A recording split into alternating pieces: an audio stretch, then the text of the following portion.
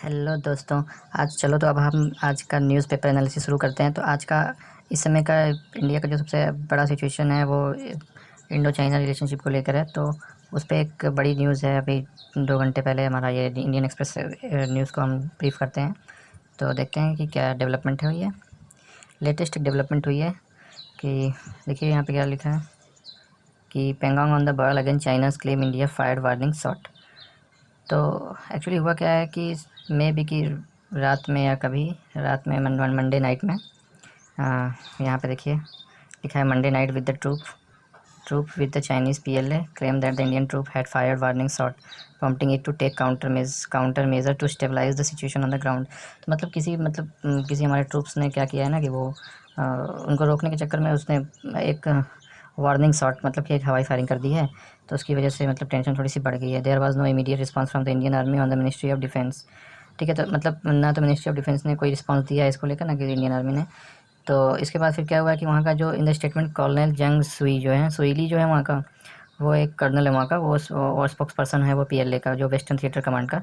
वो उसने क्लेम किया कि Indian army cross the line and enter Pangong हुआ the western section of the Sino Indian border. ठीक है, तो मतलब कि जो बैंगोंग हुआन एक जो है वो जगह है वहाँ पे, और वेस्टर्न सेक्शन मतलब पश्चिमी छोर है वो इंडो चाइना बॉर्डर का।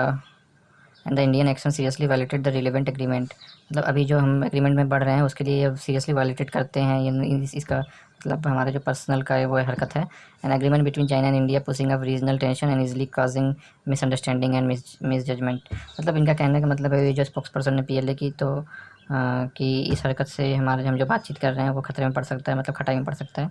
उसमें कुछ एडवांटेज आएगा नहीं शायद, ऐसा मतलब वो धमकी दे रहे हैं एक तरीके से कि हम लोग बात कर रहे हैं उधर ये कर रहे हो। तो भाई वो तो अपना रोना रोएंगे ही, एक तो बढ़ के चले आए हैं ऊपर से।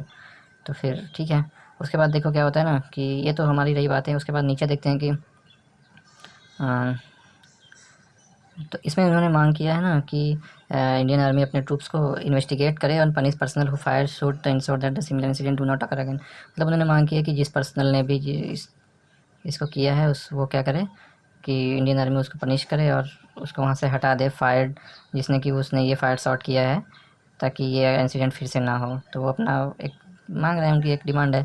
एग्जैक्टली एक वीक पहले 4 सितंबर को जो ये हुआ है उसके एक वीक पहले Indian troops occupied strategic height on the south bank of Pangong Tso and Rechin La giving them एक कमांडिंग व्यू ऑफ मतलब एक दोनों तरफ ना एक ऊंची चोटी है, उस पर जाकर क्या किया है कि इंडियन आर्मी ने अपना एक बेस बना लिया है। वहाँ पे उनका कैमरा वगैरह था, उसको हटा के अपना काम कर लिया, बट बैठ गया वहाँ पे जाके।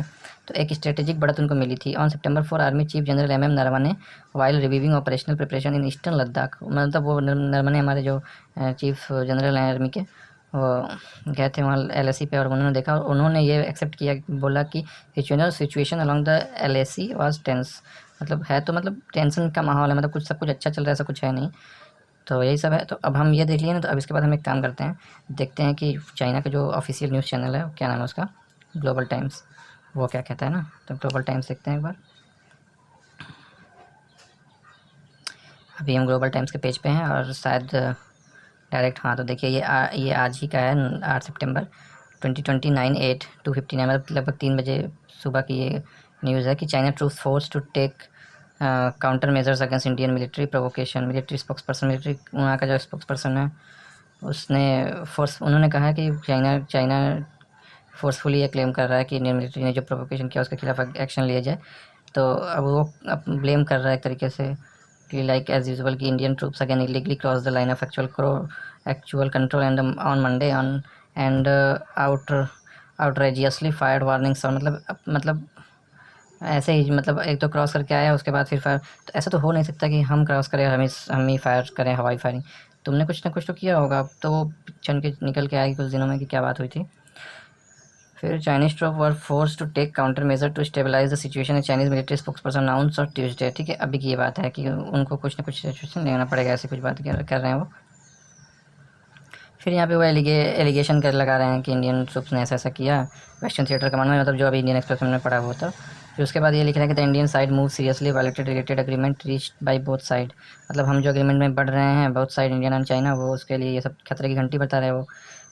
फिर कह रहा है start of tension in the region, ये टेंशन को बढ़ाएगा and would easily cause misunderstanding. मतलब वही बात, we demand the Indian side immediately stop dangerous move withdrawal personnel who cross, मतलब वही जो इंडियन एक्सप्रेस से पढ़ा कि उसको सज़ा दी जाए और वहाँ से उसको हटा दिया जाए।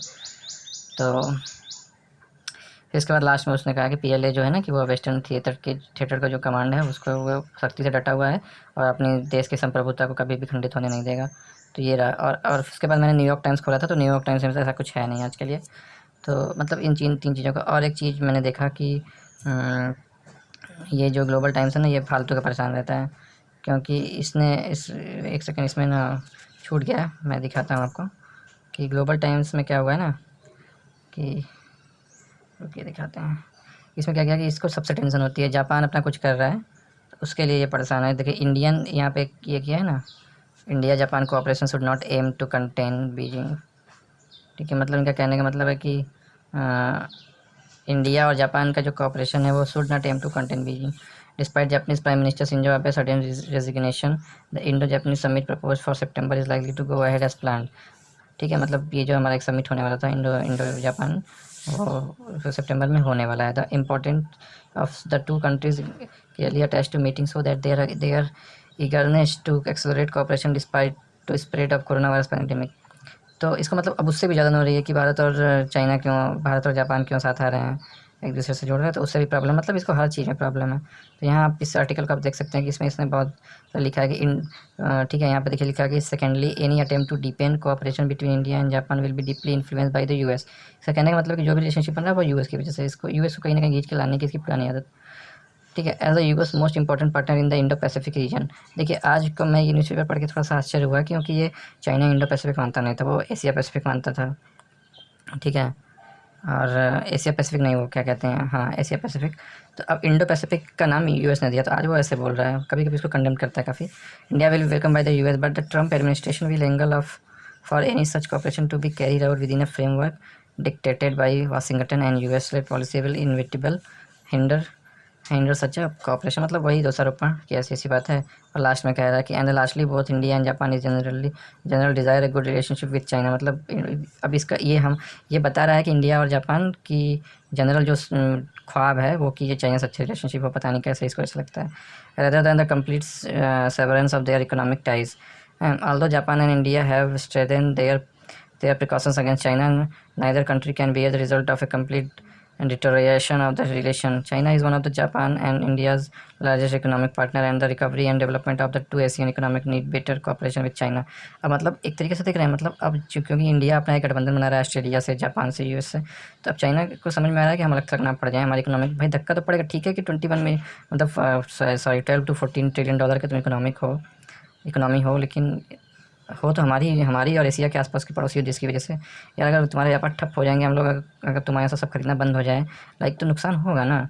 जो प्रोडक्शन हुआ रहेगा वो माल पड़े रहेंगे, सड़ेंगे, ख़राब होंगे, कर्ज बढ़ेगा देश पे।